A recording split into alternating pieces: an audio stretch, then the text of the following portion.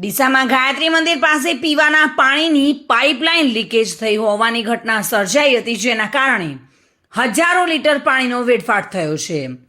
આ પાઇપલાઇન દ્વારા શિવનગર, ગાયત્રી મંદિર અને સ્પોર્ટ્સ ક્લબ સહિતના વિસ્તારોમાં પીવાનું પાણી પૂરું પાડવામાં આવે છે। તે દરમિયાન આજે પાણીનો બોર શરૂ કરતા જ પાઇપલાઇનમાં ભંગાણ હોવાના કારણે પાણી રોડ પર ભરાઈ ગયું હતું અને હજારો લીટર પાણીનો વેડફાટ થયો હતો।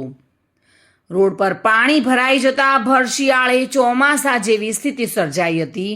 રોડ પર ભારે વાહનો ચાલવાના કારણે રોડ દબાતા આ પાઇપલાઇનમાં ભંગાણ થયું હોવાનું પ્રાથમિક અનુમાન છે અને તેના કારણે તૂટેલી પાઇપલાઇનમાંથી હજારો લીટર પાણીનો વેડફાટ થઈ રહ્યો હતો।